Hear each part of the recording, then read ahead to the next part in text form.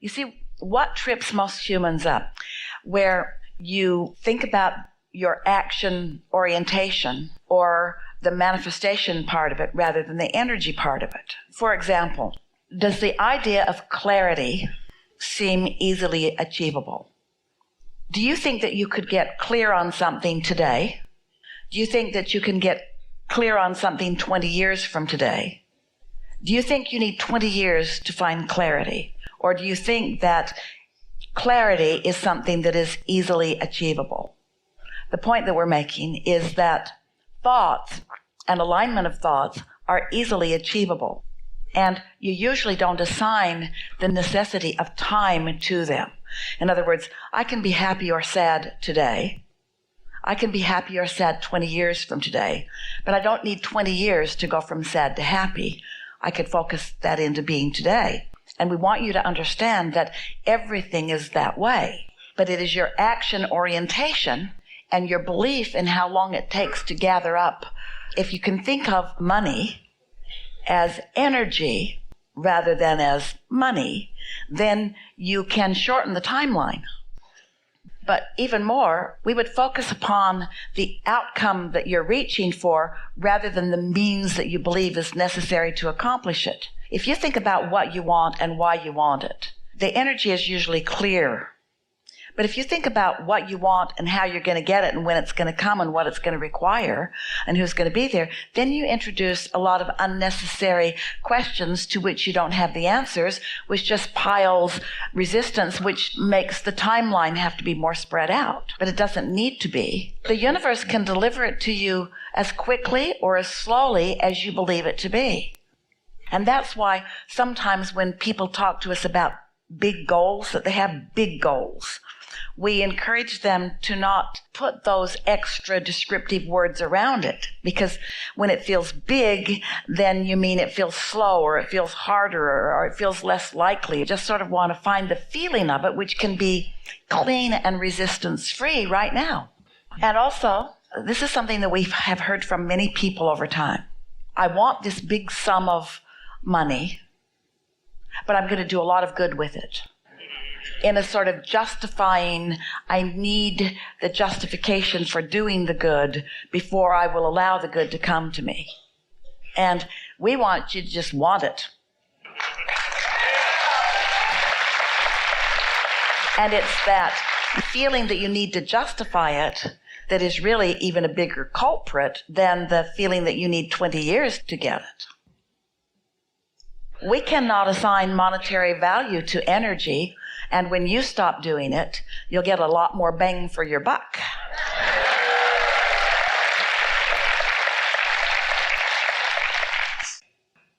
Don't assign a price tag to it that throws resistance on the trail. And we know you're wanting to bridge or blend the action with the energy or the physical with the non-physical. We're just suggesting to you that your practicality, your wanting to look at it through your physical eyes before the energetic work is done will slow the energetic work down. It's a little bit like the discussion of when to offer the action. And we say, offer the action once you're completely in alignment. When you're completely in alignment, then there's no resistance.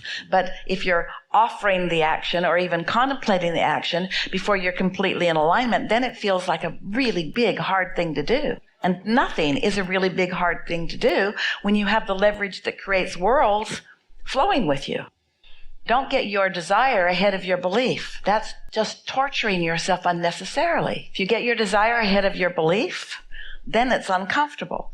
Then you have to add decades to the process.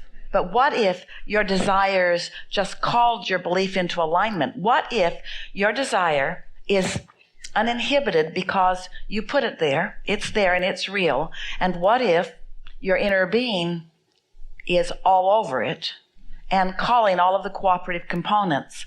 And do you know how you'll know when you're a cooperative component? When it doesn't feel hard to do, when it just feels like the next logical step. We can help you. The next logical step is not to take any action. The next logical step is to enjoy the whole idea of it, to take pleasure from the idea of it. Because what trips everyone up is having a goal that they can't see the means to the end. And so the goal itself feels more uncomfortable than it does pleasurable.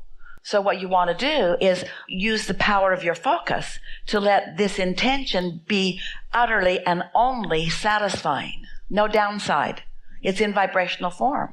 Do you know, every empire, even every relationship, every magnificent creation, really every creation, is accomplished vibrationally almost immediately, long before you allow the physical bricks and nails and boards to become part of the equation. Do you believe, we're asking all of you this, do you believe that you have the ability to take pleasure from the vibrational form of your creation? Because that's really what you got to do. You got to take pleasure and only pleasure from the vibrational form of your creation. And when you've got that nailed down, then all of the other pieces will come into place. But when you believe that you've got to figure out how or where or when the other pieces are going to come into place before you let yourself take pleasure in it, then it gets all lopsided. We're just saying get rid of the doubt. Can't get rid of anything. Replace the doubt with the pleasure of the idea. We want you to all receive the benefit of this conversation, because most people have an idea or a goal that they want to achieve, and they feel like it needs to be accomplished before they can really settle into the pleasure of it. Once I get this, then I will have the success that I wanted, and then everything clicks together. We want it to click together in the vibrational phase. And you know, when it's come together, the success that you're looking for, you must be aware of your vortex and your alignment in order for you to feel good and to allow the unfolding of it in the way that you want. We want the desire of it to be all that you need to find. Thoughts are turning to things. And once you've put something into the vortex, it's gathering the cooperative components. And minus your doubt, the cooperative components would all come into place. Do you see yourself as one of the cooperative components? Because if there's hesitation, you're not. If you're trying to let yourself off the hook, then you're not. You have to allow yourself to be a free-flowing vibrational particle that can be attracted by the idea of your desire. Step one is you gave birth to it. Step two is it's alive and it's real, and your inner being and all of the forces, all of the leverage that creates worlds, it's all there for you.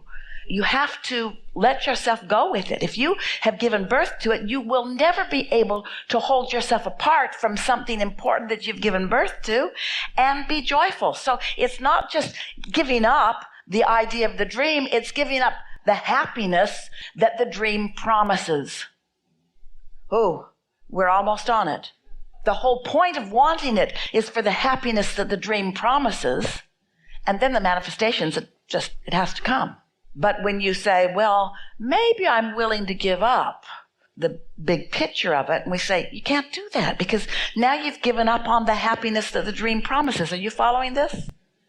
You either believe or you don't. This is the disadvantage of asking for things that are bigger than you believe.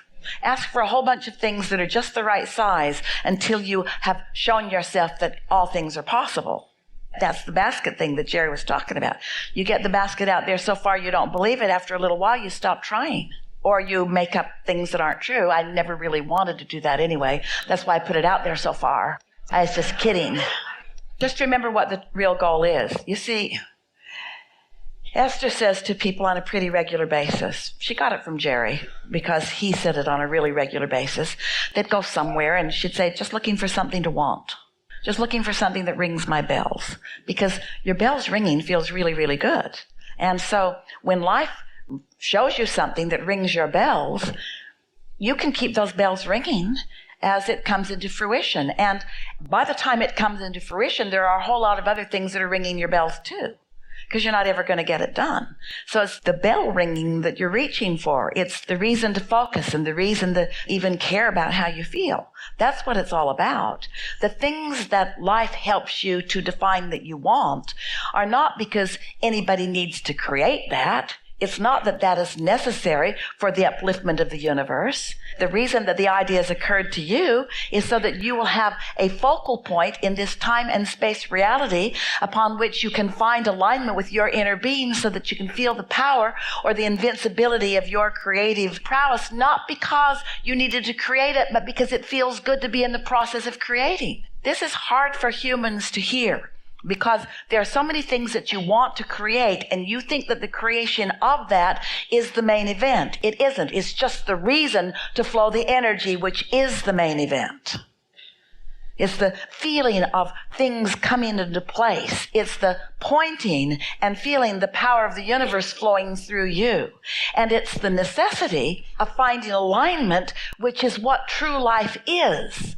So the things that you ask for are only the reason for the necessary alignment, but it's the necessary alignment that is really what you're reaching for.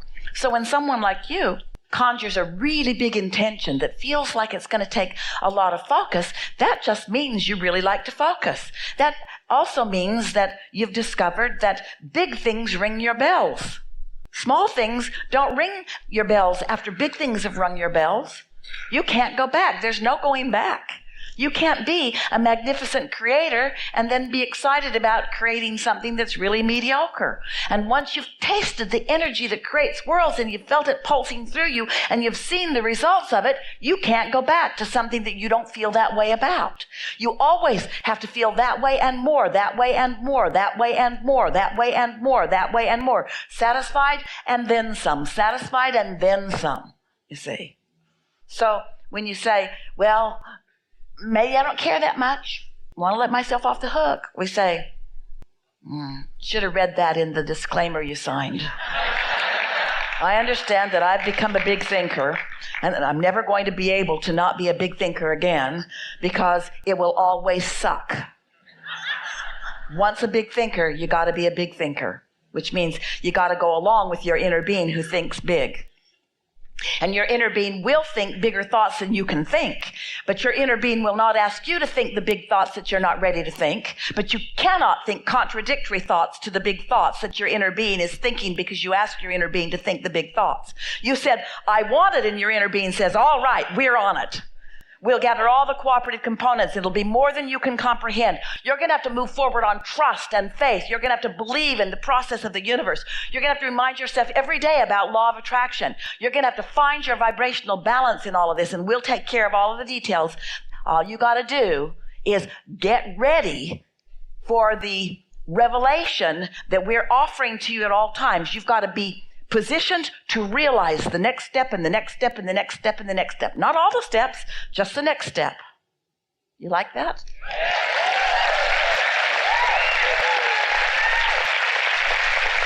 When we say to you that you can be or do or have anything that you decide, if life has helped you to decide it, it's a done deal.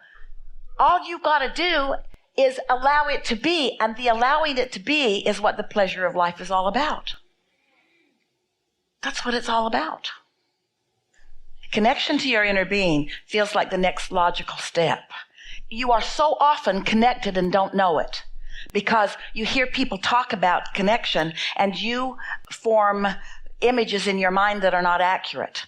You don't want to be the richest person. You just want to be the happiest person. And you don't want to be the most clever person. You just want to be the happiest person. You just want to be having a really good time. And you don't want to be the smartest person. You just want to really see wonderful things in that person and that person and that person.